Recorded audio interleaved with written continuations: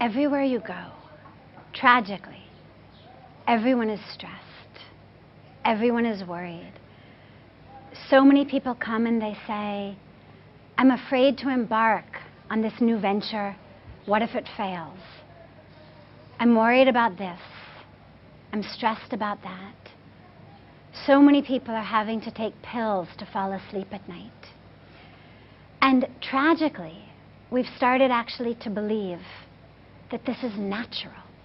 We've started to think that this state of stress and tension and anxiety, that it's natural and the right way to be. There's a joke of a man who goes to a psychiatrist, and the psychiatrist says, "What's wrong? Tell me." And the man says, "Nothing's wrong, actually. My friends insisted that I come to see you, and I don't know why. I have a wonderful job, a happy marriage, I'm peaceful and calm, and I love my life." And the psychiatrist looked at him as he took some notes in his book, and he said, "And how long have you been like this?" To be peaceful and happy is now considered an aberration. We forget that this is actually how we're supposed to be.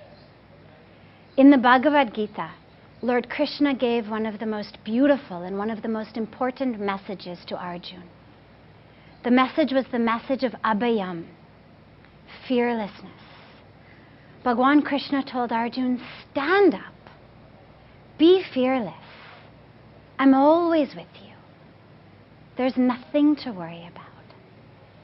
Now, of course, Arjuna's fear was very different than ours. Arjuna was worried about facing an imminent war with his family members, his gurus on the other side.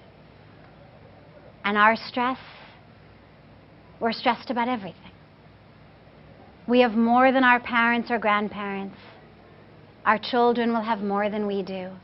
And yet, almost every day, everything has become a cause, an excuse, a reason for us to be worried.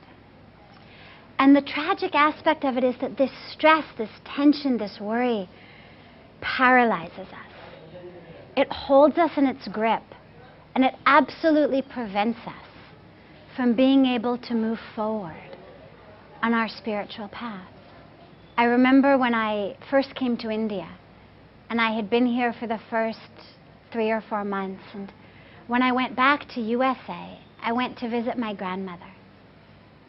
And she and I spent a good hour or 2 hours together, and when I left, I spoke to my uncle on the telephone, and he said, "Are you okay?" And I said, "Of course, why?" And he had just gotten off the phone with his mother, my grandmother, and he had asked her, "How is she?" Because of course everyone was very curious and concerned about me having been in India for so long and now wanting to move back there. And my uncle had asked my grandmother, "How is she? Is she okay?" And my grandmother said, "Well, she looks okay."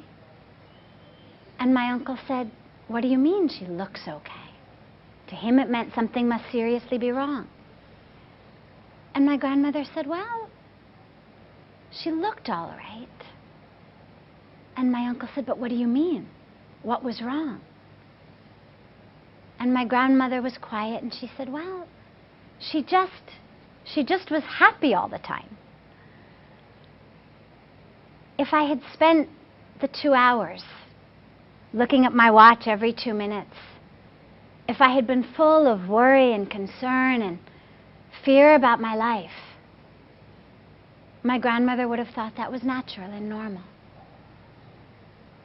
But being fearless, being worryless, to her was a cause of concern. And that's what's happening in our daily life. We now talk about stress management, about managing our stress. We manage things that we care about. Our finances, our properties, our accounts.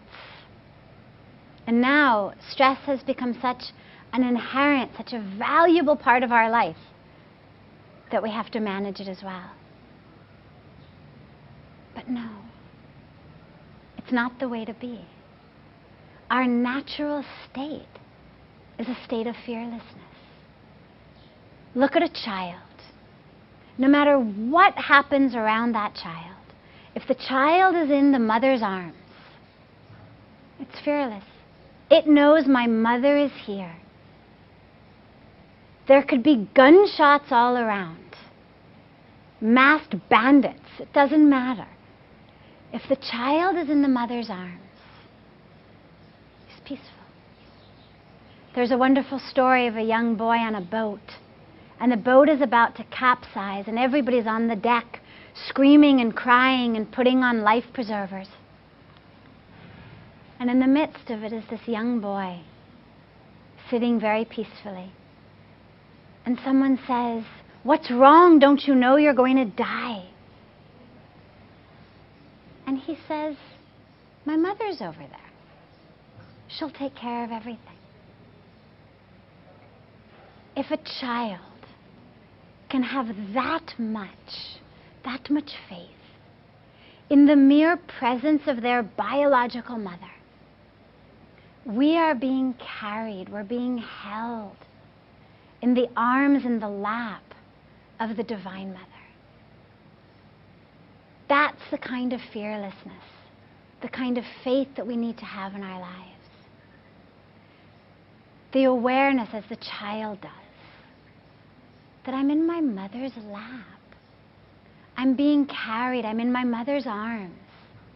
How can anything go wrong? There's a wonderful line in a prayer that we sing every morning here that says, "Chua kali nahi pyare, Ram tere saath mein."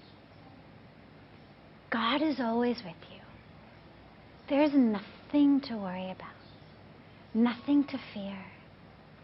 Otherwise, in our lives, we grab, we grasp, we hold tenaciously to everything. We're so afraid to let go because if I don't take care of myself, who will? Here in India, we have this problem, this wonderful problem of monkeys everywhere. And there's a story of when the monkeys were running rampant in one of the big cities, and the people were looking for a solution. Because, of course, Indians are committed to non-violence, to ahimsa. So the solution is not poison them or kill them in some way. So we had to come up with a non-violent, gentle solution to the problem of the monkeys. And the solution they came up with was they took these coconuts and they hollowed out the coconut. And inside the coconut, they put something that monkeys love. A sweet, a banana, some piece of fruit, something. And they made the hole in the coconut just the right size that an open hand of the monkey could fit in. But once it grabbed its hand over that piece of fruit, over that sweet, now the hole was too small for this fist to come out. Now common sense would say, okay, well the monkey would just let go. Let go of the sweet, let go of the fruit, pull its hands out, and free itself. But amazingly, as smart as people think monkeys are, it became a perfect trap for monkeys. Because never would these monkeys let go of what was inside that coconut. Now, to try to run with only 3 legs and the 4th inside a coconut renders one not able to run fast. The monkey can't climb trees. So the monkey catchers then would come and round up the monkeys and catch them and take them back to the jungle. That's exactly what we do in our lives. We hold on to something. We think it's good for us. We think it's sweet. We think it's what we want. But it's trapped us And it's prevented us from being able to move forward in our lives, on our spiritual path. It's taken away that freedom from our lives. But we hold on because we're afraid. If I let this go, if I pull my hand out of this coconut and let go, what if there are no more bananas? What if there's no more sweets? What if this is all there is? I have to hold on. And so we become trapped. And that is where the faith in God comes in. When we know we're being taken care of.